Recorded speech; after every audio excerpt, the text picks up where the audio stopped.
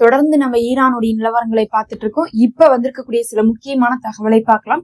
முதல் விஷயமே பாத்தீங்கன்னா ஸ்பெயின் நாடு. ஸ்பெயின் சொல்லிருச்சு, இனிமேல் நாங்க இந்த போருக்கு எங்களுக்கு எந்த சம்பந்தமும் இல்லை. நாங்க ஆரம்பத்துல இருந்தே பாத்தீங்கன்னா அவங்க காசாவோட விஷயத்திலேயே அப்படிதான் தனி நாடு குடுக்கணும் பாலஸ்தீனத்துக்குன்னு சொன்னதும் அவங்கதான். காசா விஷயத்துக்கு நாங்க ஆயுதங்கள்லாம் கொடுக்க மாட்டோம்னு சொன்னதும் அவங்கதான். இப்ப என்ன சொல்லிட்டாங்கன்னா, அமெரிக்காவுக்கு நாங்க உதவ மாட்டோம், எங்களுடைய தளத்தை யூஸ் பண்ணக்கூடாது அப்படிங்கறதே சொல்லிட்டாங்க. இந்த பிரித்தானியா என்ன பண்ணிருக்காங்கன்னு பாத்தீங்கன்னா, அவங்க போருக்கு வராட்டினாலும் அவங்களுடைய போர் கப்பலை சைப்ரஸ்க்கு அனுப்பி வச்சிருக்காங்க.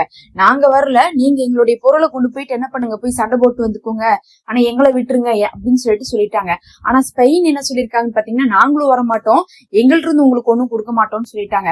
சொன்னனால நேத்துல இருந்தே இந்த ட்ரம்ப் பாக்குற இடத்துல எல்லாம் பேட்டி கொடுக்கும் போதெல்லாம் ஸ்பெயின் ரொம்ப அநியாயம் செஞ்சுட்டாங்க, அக்கிரமம் செஞ்சுட்டாங்க, அவங்களுக்கு நான் வரி விதிக்க போறேன், அவங்களோட இருக்கக்கூடிய எல்லா பிசினஸ் டீலிங்கையும் கட் பண்ண போறேன்னு சொல்லிட்டு தாம் தோம்னு குதிச்சுட்டு தான் இருக்காரு.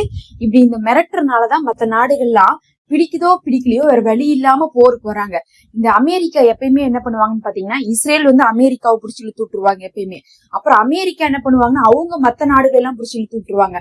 வாங்க வாங்கன்னு இப்ப எத்தனை பேர்த்த கூப்பிட்டு இருக்காங்கன்னு பாத்தீங்கன்னா, இருக்கக்கூடிய எல்லா நாட்டையுமே கூப்பிட்டு இருக்காங்க. அந்த ஈரானுங்கிற ஒரு நாட்டை இவங்கனால எதிர்க்க முடியாம பல நாடுகள்கிட்ட உதவி கேட்டுட்டு இருக்காங்க.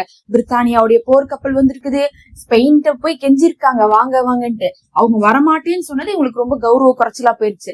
இப்ப இவங்களுக்கும் ஈரானுக்கும் பிரச்சனைனா இவங்கதான் சண்டை போட்டுக்கணும். இவங்க போய் எண்ணெய் வளம் திருடுவதற்கு ஸ்பெயின் இதற்காக உதவணும் அப்படின்னு ஒரு கேள்வி இருக்குல்ல. இவங்க சொல்றாங்க ட்ரம்ப்புடைய உயிருக்கு ஆபத்தா இருந்தனாலதான் நாங்க தாக்கணும் அப்படின்னு இப்ப மாத்தி சொல்லிட்டு இருக்காரு ட்ரம்ப். முதல்ல அணு ஆயுதம்னு சொன்னாரு, அதுக்கப்புறம் ஈரான் மக்களுக்கு சுதந்திரம் கொடுக்கணும்னு சொன்னாரு. இப்ப என் உயிருக்கே ஆபத்து அப்படிங்கக்கூடிய காரணத்தை தான் சொல்லிட்டு இருக்காரு. இப்படி மாத்தி மாத்தி இவங்க காரணம் சொல்லிட்டு இருக்காங்க. அந்த காரணத்துக்கும் மத்த நாடுகளுக்கு சம்பந்தமே இல்ல. இருந்தாலும் அமெரிக்காவுக்கு பயந்து எல்லா நாடுகளும் உள்ள பூந்துட்டு இருக்கு வேற வழி இல்லாம. அதுல பார்க்கும்போது ஸ்பெயின் ரொம்ப உறுதியா இருக்காங்க. இன்னைக்கு என்ன சொல்லிட்டாங்கன்னா, நாங்க நேட்டோல இருந்து கூட வெளியே வரோம் அப்படிங்கறத சொல்லிட்டாங்க. ஸ்பெயின் ரொம்ப ஒரு தைரியமான முடிவு எடுத்து வெளியே வராங்க. இது நம்ம பாராட்டத்தக்க விஷயம். அதனால அவங்கள ரொம்ப தனியா நம்ம சொல்லணுங்கிறதுக்காகவே சொன்னோம். அடுத்த ஒரு முக்கியமான விஷயம் பாத்தீங்கன்னா தாட் சிஸ்டம். தாட் சிஸ்டம் அப்படிங்கிறது உங்களுக்கு தெரியும், இந்த காசா போர்லயே கொண்டு இஸ்ரேலுக்குள்ள நிறுத்தினாங்க. அப்ப நிறுத்தும் போதே எதுக்காக நிறுத்தினாங்கன்னு பாத்தீங்கன்னா, ஈரானுக்காக தான் நிறுத்தினாங்க. ஏன்னா இஸ்ரேல்ல இருந்து காசாக்குள்ள தாக்குதல் செஞ்சாங்க, வான் தாக்குதலும் செஞ்சாங்க, தரைவழி போரும் செஞ்சாங்கன்னு நமக்கு தெரியும். ஆனா காசால இருந்து பதிலுக்கு என்ன பண்ணாங்கன்னு பாத்தீங்கன்னா, தரைவழிக்கு யாரும் வரல, வான் தாக்குதல் வேணா செஞ்சாங்க. அந்த வான் தாக்குதல்ல ரொம்ப நீண்ட தூர ஏவுகணை எல்லாம் கிடையாது.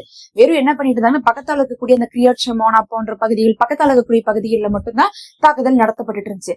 பெரிய டெல்லவியூ வரையும் ஒன்னு ரெண்டு தடவை ஏவுகணை வந்திருந்தாலும் பெரிய டெல்லவியூக்கே பாத்தீங்கன்னா பிரச்சனையாக அமைஞ்சிச்சுன்னு நம்ம சொல்லியிருக்க முடியாது.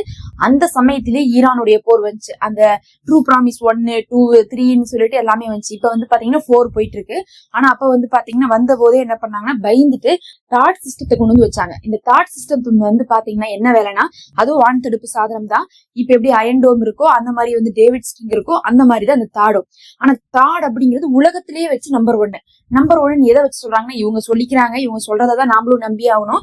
அந்த மாதிரிதான் பாத்தீங்கன்னா வான் தடுப்பு, ஏதாவது ஏவுகணை வருதுன்னா அதை இங்கிருந்து முதலே ஐடென்டிஃபை பண்ணி அது எவ்வளவு தூரத்துல இருந்து வந்தாலும் சரி, எவ்வளவு வெயிட்டான பொருளை கொடுத்தாலும் சரி, ஹைப்பர்சோனிக்கே அட்டாக் பண்ணாலும் சரி, இது போய் பதில் தாக்குதல் பண்ணி அதை முறியடிச்சிரும். அப்படிங்கறதுனாலதான் இந்த தாடை என்ன பண்ணாங்க, எல்லாருமே ஆஹா ஓஹோன்னு சொல்லிட்டு ரொம்ப பெருமையா பேசிட்டு இருந்தாங்க. அப்படிதான் அமெரிக்கா பேசிட்டு இருந்துச்சு இத்தனை நாளா.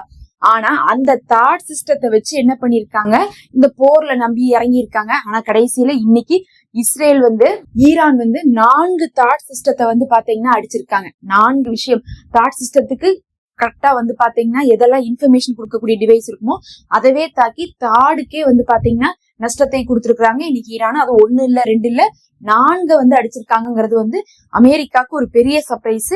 இது எங்கெங்க இருந்துச்சுன்னு பாத்தீங்கன்னா, கத்தார்லயும் யுஏஇலயும் நிறுத்த வைக்கப்பட்டிருந்துச்சு. இஸ்ரேல்ல இருந்துச்சானா ஆரம்பத்துல இருந்தே இஸ்ரேல்ல பாத்தீங்கன்னா தாடு இருக்குது. ஏற்கனவே போன தடவை தாக்குதலின் போதே தாடு அடி வாங்குச்சுன்னு சொன்னாங்க. இப்ப எங்கிருந்து தகவல் வந்திருக்குன்னு பாத்தீங்கன்னா, மத்திய கிழக்குல இருந்து தகவல் வந்திருக்கு. இஸ்ரேல்ல அடி வாங்கியிருந்தா கூட இஸ்ரேல் சொல்ல மாட்டாங்கிறதா உண்மை. ஆனா இன்னைக்கு பார்க்கும்போது தாட் நிறுத்தி வைக்கப்பட்டிருந்த அந்த கத்தார்ல இருக்கக்கூடிய ஏர்பேஸ்லயும் சரி, அதுக்கப்புறம் யுஏஇல இருக்கக்கூடிய இடத்துலயும் சரி, சரியான அடி வாங்கியிருக்கு இன்னைக்கு தாடுக்கும் முக்கியமாக உபயோகமாக கூடிய விஷயங்கள் இருக்கும்ல, அந்த சென்சாரு, அதுக்கப்புறம் அப்புறம் அதனுடைய ரேடாரு அதெல்லாத்தையுமே என்ன பண்ணிருக்காங்க இன்னைக்கு தாக்கியிருக்காங்க.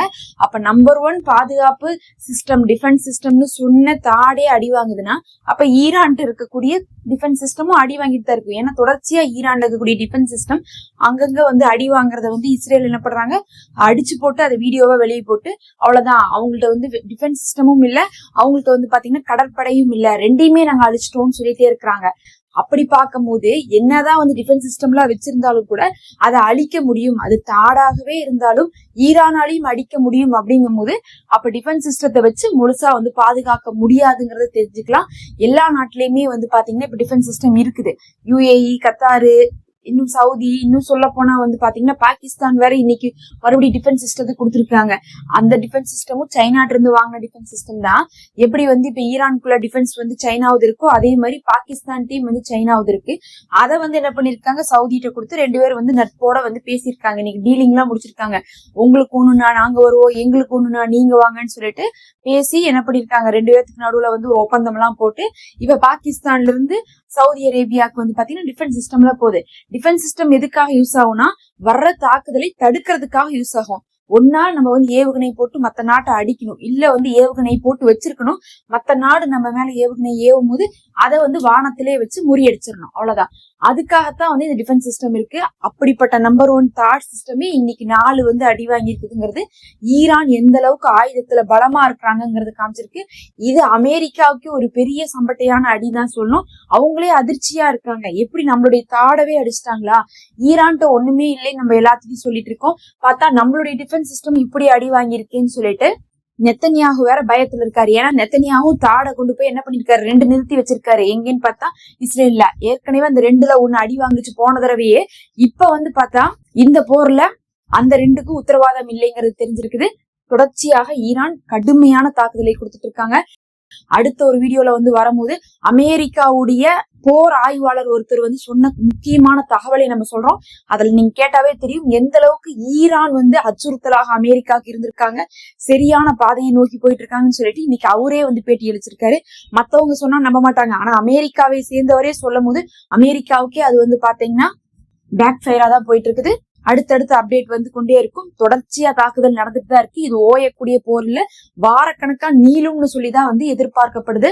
கண்டிப்பா இந்த போர்னால விலைவாசி ரொம்ப உயர்ந்து எல்லாருமே பாதிக்கிற மாதிரியான நிலைமைதான் வரும். இன்னும் வந்து பொதுமக்கள், முஸ்லிம் மக்கள் அங்க இருக்கிறவங்க எல்லாம் பாத்தீங்கன்னா மத்திய கிழக்குல இருக்கவங்க எல்லாம் இந்த ரமலான் மாசத்துலயும் கடுமையான கஷ்டத்தை தான் வந்து பட்டுட்டு இருக்காங்க. அதனால ஒரு நல்ல சமாதானம் வரணும், இதுக்கு ஒரு நல்ல முடிவு தெரியணும்னு சொல்லிட்டு நம்ம எதிர்பார்க்கணும். எதிர்பார்ப்பதுதான் நமக்கு சிறந்தது.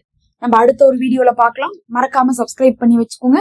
நம்ம சேனல்ல வந்து ரமலானுக்காக ஸ்பெஷல் ஹதியா இருக்குது, அந்த மெம்பர்ஷிப்ல ஜாயின் பண்ணிக்கோங்க.